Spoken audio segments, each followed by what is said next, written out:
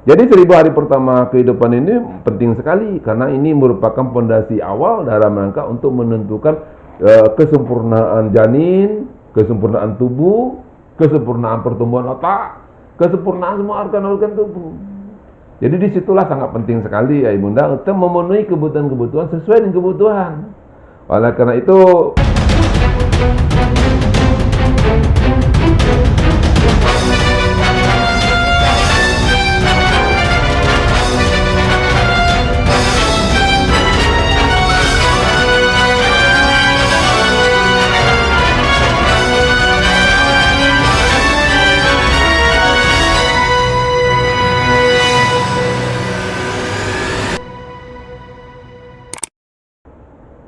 hello sahabatku, Assalamualaikum warahmatullahi wabarakatuh. Bersama channel Nizar Mepit, kita wujudkan keluarga berkualitas, cegah anak stunting hingga tuntas. Tas. Alhamdulillah. Sahabatku, ayah bunda, kali ini kita tidak begitu lama-lama memberikan intermezzo atau sebagai pembukaan, kita langsung masuk ke topik saja. Bagaimana cegah stunting 1000 hari pertama kehidupan? Ayah bunda mungkin mempunyai pengalaman tersendiri bagaimana merawat, menjaga supaya anak-anaknya tetap sehat dan tidak stunting. Silakan tulis di kolom komentar, dan bagi yang bermasalah terjadi stunting juga tuliskan di kolom komentar bagaimana cara mengatasinya. Mudah-mudahan ini akan memberi gambaran kita depan. Ayah bunda, tentu menjadi pikiran kita 1000 hari pertama kehidupan itu sejak dinyatakan hamil pertama. Jadi hamil itu 9 bulan 10 hari, kalau kita hitung dalam harinya 280 hari. Jadi 280 hari itu untuk selama kehamilan 9 bulan 10 hari. Lalu masa waktu menyusu itu 180 hari dan sisanya itu 540 hari masa MPASI sampai anak usia 2 tahun. Nah ini 3 masa-masa ini ayah bunda yang menjadi konsentrasi kita dalam rangka mencegah anak keturunan kita supaya jangan terjadi stunting. Sahabat ayah bunda, silakan tulis berdasarkan pengalamannya dalam memberikan pola asuh yang baik dan benar sehingga bayi-bayi yang ada pada ayah bunda benar-benar selamat dari stunting. Sebelum kita bahas lebih lanjut tentang permasalahan ini, ayah bunda, kita persilakan dulu yang satu ini numpang lewat.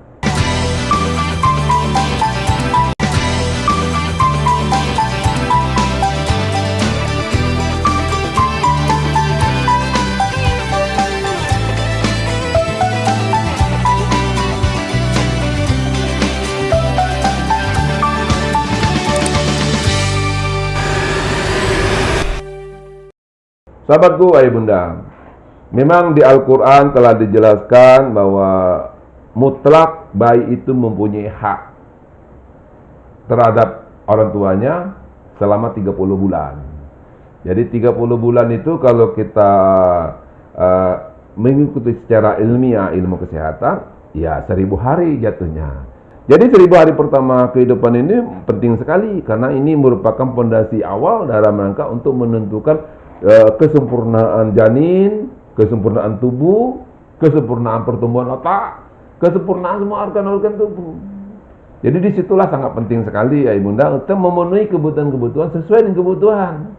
Oleh karena itu pada topik kita ini kita pilah menjadi 3 bagian. Bagian pertama tahapan kehamilan selama 280 hari.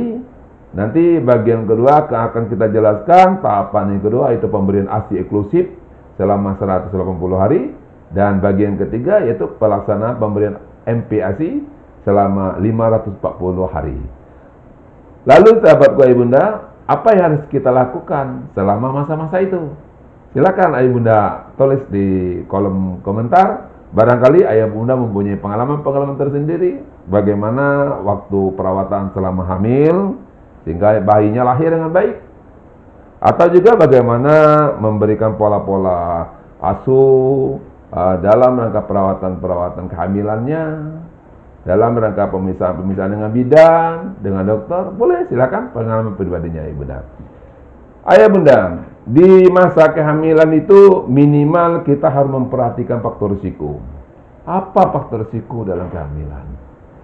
Ibu-ibu hamil itu pada intinya mempunyai risikonya yaitu kekurangan darah, anemia. Anemia itu pada ibu hamil itu hal yang wajar kalau seandainya kekurangan darah. Tetapi harus diatasi dengan baik. Karena berdasarkan survei dilaporkan sekitar 48% ibu hamil itu mengalami kekurangan darah. Ini harus diatasi, tidak boleh didiami, tidak boleh diabaikan, ayah bunda. Kalau diabaikan ini berdampak kepada pertumbuhan perkembangan janin di dalam kandungan ibu. Ini harus kita identifikasi. Faktor risiko, kekurangan darah. Yang kedua, faktor risikonya kita lihat lingkaran lengan. Apakah memang benar-benar lingkaran lengan ini kurang dari 23,5 cm. Kalau kurang, artinya ibu mengalami kekurangan energi kaloris. Nah, itu akibatnya kekurangan gizi sudah lama sebelum menikah. Barangkali masih remaja putri. Itu karena ada makanan-makanan tidak disukai. Mungkin tidak suka makan ikan. Ada juga remaja putri tidak suka makan daging. Ada juga tidak suka makan sayur-sayur. Nah, ini akibatnya komposisi gizi yang kurang sehingga dia mengalami itu. Dan juga mungkin faktor risiko yang lain seperti asap rokok. Bisa jadi sekarang anak remaja putri, calon pengantin atau ibu hamil merokok. Bisa jadi karena rokok itu menunjukkan pergaulan sosial tingkat tinggi. Menurut bahasa gaul. Tapi itu keliru ya bunda. Tidak boleh merokok karena merokok itu akan mempengaruhi pertumbuhan janin. Ada 5 unsur di dalam rokok yang sangat berlawanan sekali bagi kesehatan, terutama kesehatan janin. Hentikan rokok. Ayah juga hentikan rokok di depan istri yang sedang hamil. Karena ini asap itu akan mempengaruhi pertumbuhan perkembangan janin di dalam rahim. Ini ayah bunda yang perlu harus kita menjadi perhatian di dalam mengidentifikasi faktor risiko. Atau juga air. Faktor risiko dari air. Kita harus menggunakan air minum, itu benar-benar air yang bersih, air yang mengandungi zat-zat mineral yang tercukupi, mineral alamiah. Karena kalau kita menggunakan air yang bersih, tapi air itu bersumber dari air irigasi atau air sawah atau air sungai, itu tidak mengandungi zat-zat mineral alamiahnya sudah terkontaminasi dengan partikel-partikel bebas. Sehingga dia tidak berfungsi karena terikat oleh bahan-bahan kimia itu, dan itu akan merusak pertumbuhan perkembangan janin. Tonton di video saya yang lalu tentang kualitas air yang sehat atau air yang tidak sehat yang berhubungan dengan stunting. Silakan ayah bunda. Ini faktor-faktor risiko. Banyak faktor risiko yang lain yang harus kita atasi di sini. Oleh karena itu, pemerintah dalam hal ini menekankan bahwa ibu hamil itu wajib untuk diperiksa oleh kesehatan itu minimal 6 kali, sahabatku. Nah, 6 kali ini diperiksa supaya selama 9 bulan itu atau 280 hari itu benar-benar ibu hamil ini terdeteksi dengan baik. Jadi bulan pertama diperiksa. Kalau kita lihat trimester dia 3 bulan. 3 bulan pertama itu harus minimal 2 kali diperiksa oleh dokter atau bidan. Trimester kedua antara bulan 4 sampai bulan ke-6 itu 2 kali diperiksa. Dan trimester ketiga bulan ke-7 hingga bulan 9 menjelang persalinan itu 2 kali diperiksa. Kalau memang benar-benar yang diperiksa apalagi dihadiri oleh suaminya, ini faktor risiko ini akan teratasi dengan baik, sahabatku. Jadi pemerintah sekarang sudah menunjukkan dalam rangka meningkatkan kualitas pelayanan kepada ibu hamil dari 4 pelayanan menjadi 6 pelayanan standar, dan sekarang akan dikembangkan lagi yaitu pemberian TTD yang akan diganti dengan MMS. Nah, ini jadi suplemen multinutrien ini akan menjadi mikronutrien ini akan menjadi hal yang penting dalam mengatasi ini. Dan ini di negara-negara berkembang, negara lain menggunakan MS ini sangat signifikan sekali untuk mencegah stunting, ayah bunda. Sehingga memberikan asupan pada ibu hamil ini sangat signifikan karena pemberian protein yang esensial itu sangat penting. Oleh karena itu, ayah bunda, penting sekali kita memberikan pola asuh ini, memberikan makanan protein yang cukup, yang seimbang dan bervariasi. Mudah-mudahan dengan cara-cara ini kita harus serius menangani, sehingga begitu dia lahir nanti air susunya tidak jadi permasalahan, dan pertumbuhan perkembangan janin di dalam kandungan ibu tidak jadi masalah. Ini ayah bunda yang menjadi prioritas yang kedua. Kita harus memberikan asupan, benar-benar asupan makanan yang tinggi protein, mineral, sehingga benar-benar kebutuhan itu dibutuhkan oleh janin atau ibu hamil. Yang ketiga ya bunda, harus menjadi perhatian, harus memanfaatkan fasilitas yang diberikan oleh pemerintah untuk memeriksa kesehatan ibu hamil ini selama 6 kali. ANC, antenatal care, pemeriksaan di masa kehamilan itu. Jadi pemeriksaan antenatal care ini pertama akan di-screening masalah-masalah yang terdapat atau teridentifikasi pada ibu hamil. Lalu akan diberikan informasi yang selagi bisa dilakukan secara mandiri, dan dilakukan pengobatan-pengobatan apabila memang ini memerlukan pengobatan-pengobatan. Sehingga pemeriksaan ini dilakukan secara berkala oleh kesehatan, baik oleh bidan maupun oleh dokter spesialis.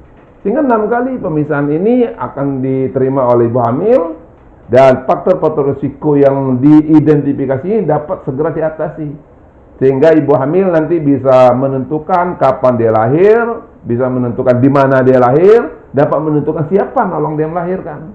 Dan persiapan kelahiran itu akan disiapkan dengan baik. Jadi perencanaan yang matang, perencanaan kehamilan, perencanaan persalinan yang sehat dan baik. Ini diharapkan ayah bunda. Kalau itu sudah terjadi, masa kehamilannya akan berjalan dengan baik, dan insya Allah stunting sudah teratasi di masa ini. Tapi memerlukan komitmen benar-benar ayah bunda. Ibu hamil, ayah harus mempunyai komitmen, bidan desa, bidan puskesmas maupun tenaga dokter spesialis kebidanan pun mempunyai komitmen sama-sama. Dan insya Allah semuanya akan terlibat. Dan jangan lupa, peran pemerintah desa sini menjadi hal yang penting, karena beberapa ibu-ibu hamil yang tidak terakses di dalam pelayanan kesehatan karena status kemiskinannya itu harus dibantu di dalam BLT atau PKH. Dan ini menjadi program utama dengan program-program dana desa, karena dana desa itu ada mengcover pelayanan untuk ibu hamil. Jadi memang harus sinergis. Ibu hamil ini tidak boleh bedakan mana yang miskin dengan tidak miskin. Semua ibu hamil harus menjadi pelayanan terpadu di desa. Ini pada masa-masa yang pertama ya bunda. Lalu masa kedua yaitu masa ASI inklusif. Masa inklusif ini minimal ada 5 hal yang harus menjadi perhatian. Bagaimana ibu, ayah memprioritaskan masa-masa pada ibu yang memberikan susu ASI inklusif ini, atau kita masuk pada tahap yang kedua yaitu selama 180 hari. Ini penting. Peran ayah penting di sini. Jangan sampai ayah tidak ikut andil di dalam memberikan pola asuh yang baik pada istrinya maupun pada anaknya yang sedang sedang menyusui. Oleh karena itu ayah bunda, pertahankan makanan ibu bersumber dari tinggi protein dan mineral. Itu harus murni loh, harus itu dilakukan. Kalau seandainya terbatas, ayah harus mengalah dalam hal ini. Harus berupaya. Tidak ada makanan yang menjadi pantangan bagi ibu hamil. Makanan yang tinggi protein yang bersumber dari hewani itu lebih baik dan lebih bagus. Tapi makanan itu tidak ada yang sempurna. Makanan itu harus bervariasi ayah bunda. Ada ikan, ada daging, campurnya harus telur. Karena telur adalah pengikat ada lemak pada hewan protein. Kalau makanan-makanan yang bersumber nabati, itu ada pengikatnya adalah vitamin C, jeruk atau pisang yang mengandung vitamin C. Sehingga semua komponen-komponen mineral yang tercecer di sayur-sayuran tadi, mineral yang tercecer dari sumber makanan lain menjadi satu kesatuan, keterpaduan yang diikat oleh vitamin C, oleh jeruk pada umumnya. Ini jadi ayah bunda, dalam makanan ini tidak ada makanan istimewa, makan harus bervariasi. Jadi ada daging, ada tempe, ada tahu, ada sayur, ada buah-buahan. Semua makanan itu. Untuk lebih jelasnya dapat lihat di video saya bagaimana untuk memberikan makanan-makanan atau asupan makanan yang baik dan benar pada ibu hamil. Lalu yang kedua, harus menjaga kualitas tidur. Nah, bagaimana kualitas tidur ibu menyusui ini benar-benar terjaga, terjamin ayah bunda. Tidak boleh kita mengganggu jam tidur istri kita yang sedang menyusui, karena dia memerlukan relaksasi. Hormon dopamin, hormon serotonin itu harus mempunyai kesiapan untuk memproduksi ASI karena suasana hati yang senang. Tapi kalau hormonnya adrenalin itu meningkat akibat dari kekurangan tidur, sehingga hormon dopamin tidak begitu santai, tidak bisa memproduksi, membantu kelancaran memproduksi air susu. Nah, ini jadi problem. Makanya jangan kita memicu hormon-hormon adrenalin itu untuk diproduksi berlebihan sehingga mengganggu konsentrasi hormon-hormon dopamin atau serotonin untuk membantu proses kelancaran dalam memproduksi air susu. Jadi jam tidur ibu memang benar-benar harus dijaga dan harus terjamin. Dan benar-benar ayah harus memberikan suasana hati yang senang, suasana hati yang bahagia. Sehingga keluarganya benar-benar menunjukkan keharmonisan. Keharmonis itu akan membantu kasih sayang yang baik, sehingga insya Allah air susunya akan berjalan dengan baik. Sehingga ASI inklusif ini berjalan dengan baik, sahabat ayah bunda. Yang ketiga, ayah bunda mempunyai pengalaman untuk memberikan perawatan-perawatan atau mengikuti kelas-kelas ibu hamil, kelas-kelas ibu menyusui atau kelas 1000 HPH, silakan ditulis di kolom. Suatu cerita, saya pergi di suatu daerah, istrinya itu tidak diizinkan oleh suaminya mengikuti kelas-kelas yang ada di desa. Katanya mubazir, kumpul-kumpul itu adalah gosip-gosip belaka, tidak ada signifikan untuk kesehatan bayinya.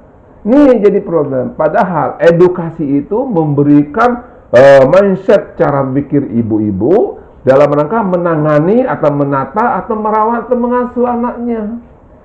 Sehingga kesehatan janin atau kesehatan bayi dan kesehatan ibu akan diperoleh dengan mindsetnya akan merubah pola perilaku hidup bersih dan sehat. Ini kuncinya ya bunda.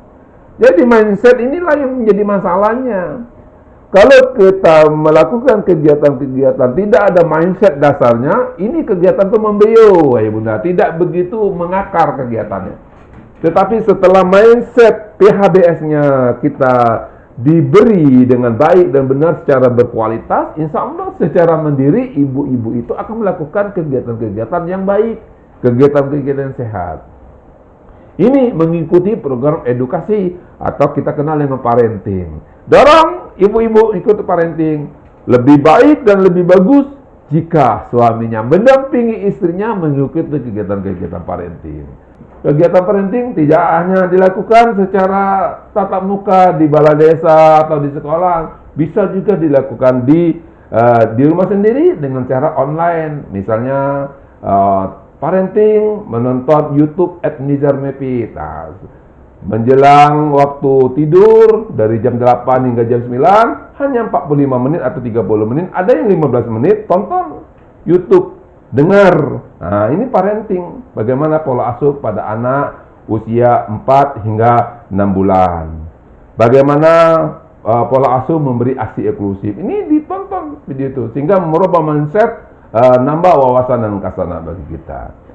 Yang keempat, ayah bunda, yang menjadi perhatian kita sini adalah memberi pendampingan di masa pertumbuhan perkembangan anak. Anak 0 hingga 6 bulan itu masa-masa pertumbuhan yang sangat gratis. 0 bulan hingga 2 bulan, anak itu mempunyai keterampilannya matanya melirik. Nah, ini harus kita bantu untuk mempercepat mata anak kita melirik. Jadi kita beli mainan bunyi kerincing-kerincing, kita rangsangkan kerincingan itu sehingga matanya itu, bola mata itu bergerak kiri, kanan, atas, bawah. Kita cari atau melalui suara sambil kita melatih pendengarannya, karena usianya 2 bulan dia harus cakap mendengar, akan menoleh matanya dengan suara-suara mana. Jadi harus kita kombinasikan dengan alat-alat permainan edukasi yang lain. Pada usia 3 bulan, anak kita mampu mengangkat kepala, maka harus kita dampingkan dia untuk melakukan angkat kepala. Ini sahabat Bapak Bunda, sehingga umur 4 bulan, anak kita sudah bisa pandai untuk mengangkat kepala. Pada usianya berkembang, selanjut berkembang, anak kita terdeteksi dengan baik. Oleh karena itu, untuk mendamping pertumbuhan kembang anak ini, maka kita harus wajib mengikuti kelas KKA, kelas pertumbuhan perkembangan melalui kartu kembang anak. Nah, insya Allah kegiatan-kegiatan ini dilakukan di desa-desa.